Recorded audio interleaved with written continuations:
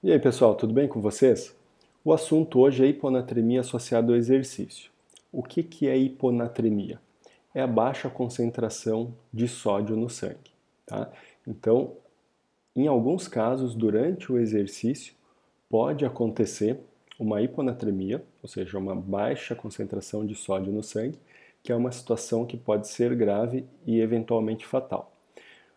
Para iniciar falando, eu vou passar um caso clínico para vocês, que é de uma mulher de 46 anos e 49 quilos que foi fazer uma ultramaratona e ela começou a ter diarreia líquida no quilômetro 30 e no quilômetro 70 o marido percebeu que ela estava confusa e resolveu retirar ela da prova. Logo que o marido tirou ela da prova, ela piorou e começou a ter convulsões. No hospital, ela foi tratada com soro fisiológico, né, NaCl 0,9%, e ela ficou bastante mal, ficou 12 horas sem urinar, congesta, cheia de líquido, né, e portanto com uma hiponatremia por diluição, né, tinha tanta água no corpo dela que a concentração de sódio acabou caindo. E depois de 12 horas sem urinar, ela se recuperou e aí liberou aquele excesso de água na urina, urinando a partir de então cerca de 4 litros em 24 horas. Eu acho importante passar para vocês esse caso porque ele é muito ilustrativo, tá? Ele é muito elucidativo. Então vejam só a radiografia dela no dia da prova, no dia que ela desenvolveu a hiponatremia. Então essa radiografia é de 1º de junho de 81. Vocês podem ver que a área cardíaca é bastante aumentada, por quê? Por congestão, por excesso de líquido. E já no dia 5, poucos dias depois, ela já tinha se recuperado totalmente, uma radiografia de tórax normal. Além do caso clínico, nessa primeira aula eu quero passar isso daqui para vocês. Quero mostrar quais são as recomendações do American College of Sports Medicine. Por quê? Porque o American College of Sports Medicine é referência para todo profissional de saúde que trabalha com esporte. E eu quero destacar que ali até 1996 a recomendação deles era beba o tanto quanto tolerado. Eles falavam sobre a regra de desidratação zero. E a partir de 2007, que é o último consenso deles, né, o último posicionamento oficial sobre hidratação no esporte, eles falam sobre coisas como pré-hidratação antes da prova, eles falam sobre o atleta desenvolver um programa individualizado de reposição de líquidos para evitar que ele perca mais de 2% do seu peso corporal durante a prova, né, que eles consideram perder peso sendo igual a desidratar, ou seja, evitar mais de 2% de desidratação durante a prova, e eles falam sobre coisas como uma reidratação mais vigorosa depois do exercício, depois da prova.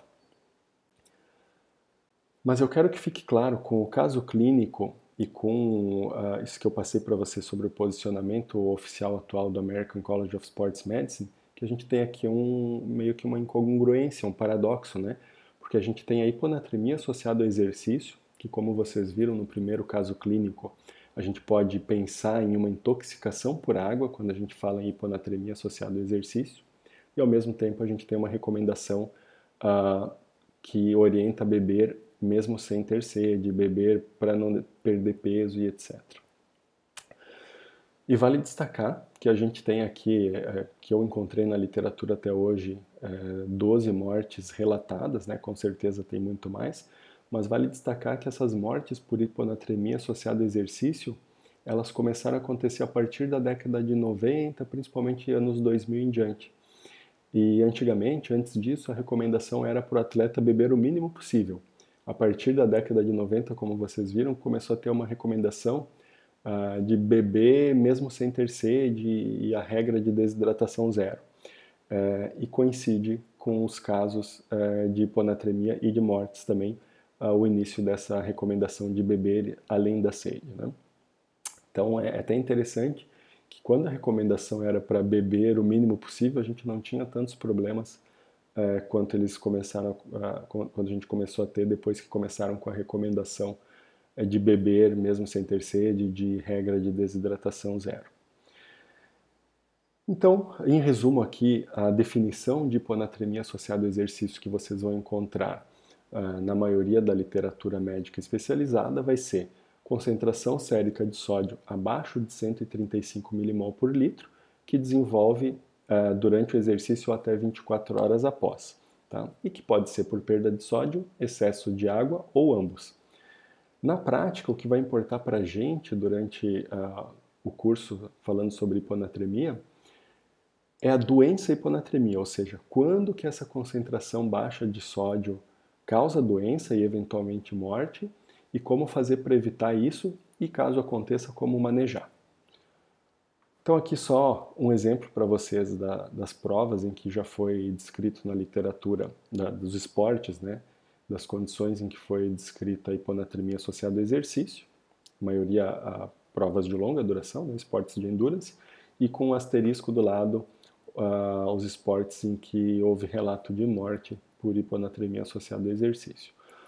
A partir da próxima aula, a gente vai começar falando sobre a fisiopatologia da hiponatremia associada ao exercício e mais adiante em outras aulas os outros tópicos importantes sobre o assunto.